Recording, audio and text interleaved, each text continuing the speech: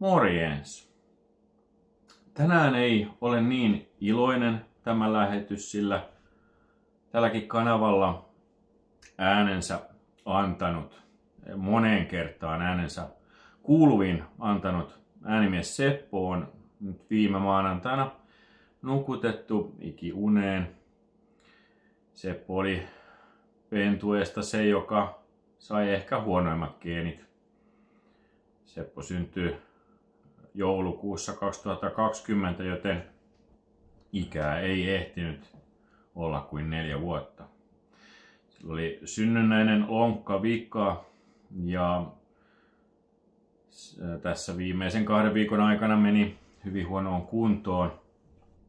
Lopulta niin huonoon kuntoon, että siihen ei enää löytynyt ratkaisua, joten ainoa ratkaisu oli sitten lopettaminen. Kiitos Pirkanmaan pieneläinklinikan hoitajille ja lääkäreille erittäin hyvästä hoidosta ja sellaisesta huolehtimisesta. Tuli hyvä mieli siitä.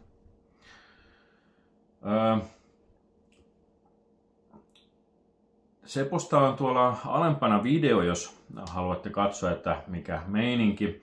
Ja erityisesti sen videon alla on useampi video, jossa Seppo kertoilee juttuja hyvin vahvaan ääneen.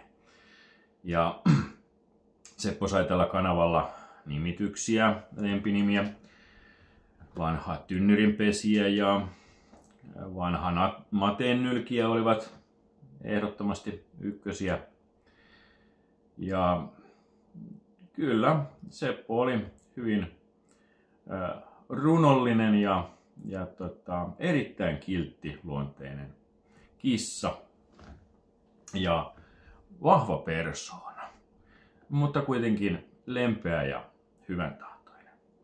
Olen koostanut nyt Seposta pienen kuva- ja videokollaasin tähän näin, niin näette minkälainen äänimies oli täällä videoiden takana ja juodaan sitten vielä Sepolle sen jälkeen maalia.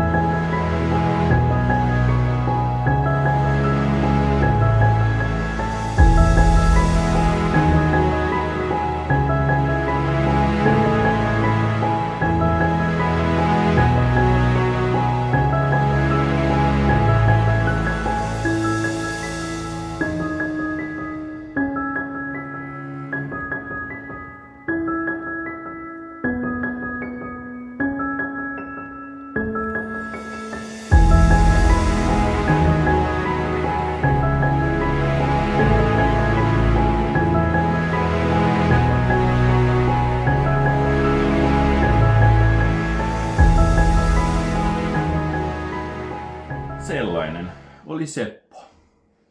Löysin vielä tilkan pumpua.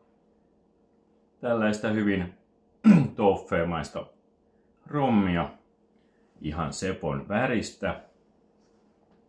Ja toffeekissan tuoksuista. Kippis Sepolle ja Sepon muistolle.